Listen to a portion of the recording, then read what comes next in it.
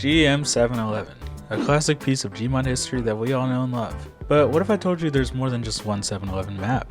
Today we're going to look at several different 711 maps and see what makes them so different from each other. And also, I want to figure out why GM711 became the most popular out of all of them. So let's dive right into the classic map itself, GM711 by Vamp.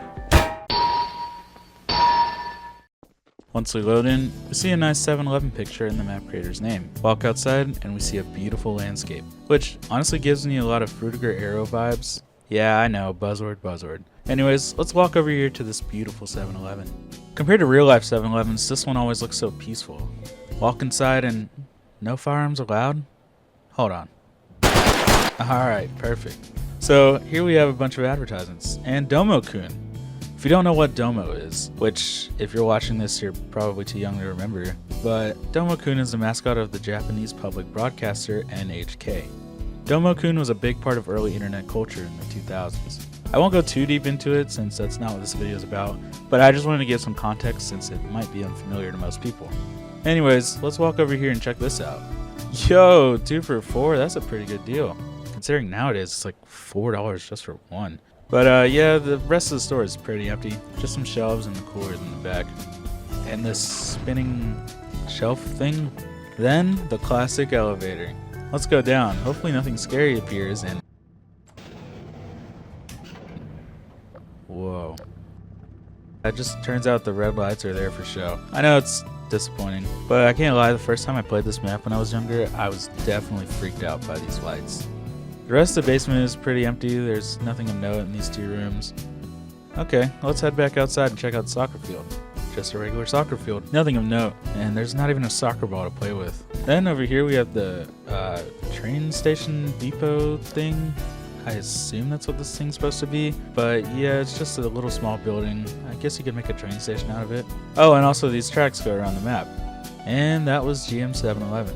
We've all seen this map several times probably, but it's always fun to go back on and play through and mess around. This map has inspired other games to create their own versions of a 7-Eleven type map, most notably being the 7-Eleven map by Baba Corp on Boneworks and Bone Lab. If you have either of those games, please go check out his stuff because it's really good. Anyways, we're gonna move on to the next map.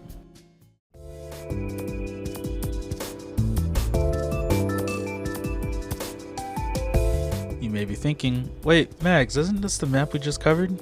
Nope. This is version 5 of GM711. The last one we saw was version 6. Once we load in, you may be like, oh, this looks exactly like the other map. What even changed?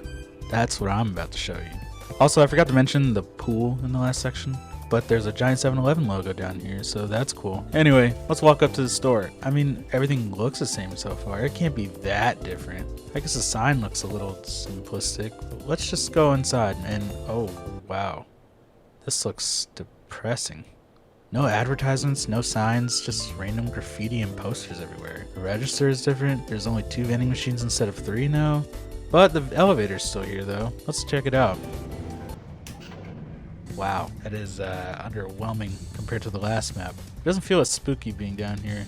Otherwise, everything's still the same down here. Also, the soccer field and the train station are the exact same too. The only major difference on this map is the store itself. It looks a lot more like a place you would see in Half-Life 2 than something you would see in real life. I'm kind of interested to see what version 4 of this map looks like, which is what we're about to check out. Here we are. And the first thing you'll notice is that the map creator did not put his name here, unlike before. This looks so out of place right here. I wonder why he even put it here in the first place. The pool and the soccer field are the exact same, but you may have noticed there's no train tracks going around the map. That's because the little train station building is now just a regular building. It's smaller, but it has these nice skylights in the ceiling and it looks pretty nice, I think. The store itself is pretty much the same as version 5, but what really changed was the basement area.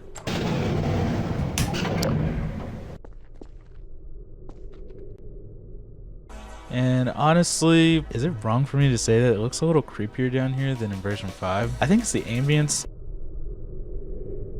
and also the fact that there's no lights from this little generator area over here. So when you walk in, it's just dark.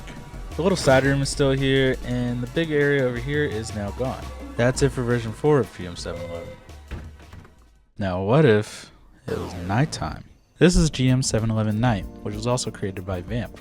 And well, to be honest, there's nothing really different on this map except for the lights outside and the fact that it is nighttime. However, I really like this map. It gives me vibes of going into a convenience store super late at night and getting something to eat. I think that's part of why this map has the popularity it does. The nighttime version just has a more familiar vibe. It's something that most of us have experienced in real life. But what if we were in the desert? This is GM711 Desert, created by Ali. It is pretty much the same as version 6, but the textures are more desert-like. And honestly, it looks pretty good. Even the underground area has some new textures.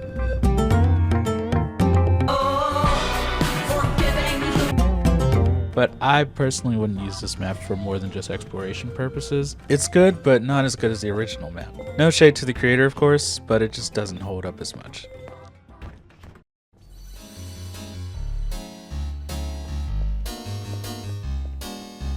Welcome to GM711 Redux, or the unofficial version 7. Created by the first Greek, this map takes the GM711 V6 map and does its own spin on it. And clearly the spawn room is much different than normal.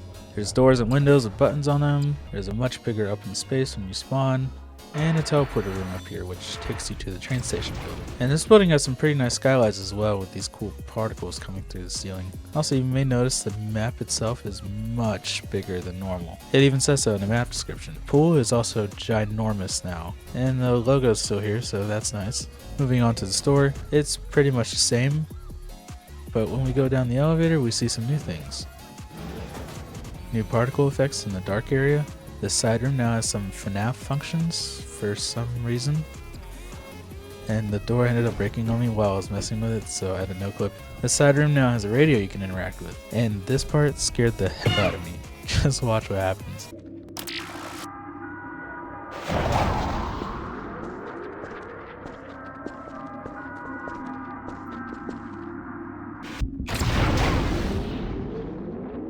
What the fuck, bro? Yo, that scared me so bad. Great photo over here.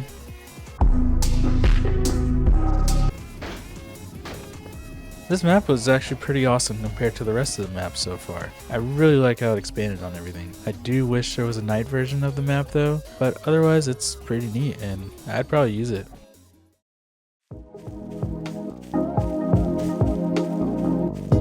This is an edit of GM711 that is Breaking Bad themed, I guess. I don't really understand it since I've never watched Breaking Bad, aside from episode 1. But if anyone wants to let me know what this is referencing, then that would be nice. Also, this was killing my frames, bro. Like, look at this. Oh my goodness! Hopefully it's not too noticeable in the recording, but it goes away after you go inside the fences. Maybe these fences are holding some kind of power. Anyways, the map itself is kind of bland, let's just say. There's no 7-Eleven logo in the pool, there's no sign, no 7-Eleven related textures, but the soccer field and train station are still here. I guess the creator didn't think those needed to be removed. And also all of the reflections had a missing texture. I guess the creator forgot to put a cube map or something. When you walk into the store, there's literally nothing inside. No doors, just these concrete barriers blocking the front entrance. But of course, the elevator is still here. And it takes you to this very weird version of the basement area. It looks like someone was just putting stuff around in the hammer editor, I'm not gonna lie. The side room is gone, and the big area over here is super dark, and honestly it had me a little anxious because of the ambience and the 2 dead bodies. But that's all there is in here, just these dead bodies. It's kind of a letdown. I don't like to hate on people who make maps because I've made my own and it takes a lot of time, I know. But like, what is this? I don't mean to hate or anything, I just think it's funny and kind of weird. Please don't send hate to the creator. I think you should still check out this map though. After checking out all these maps, I can see why GM711 is the most popular.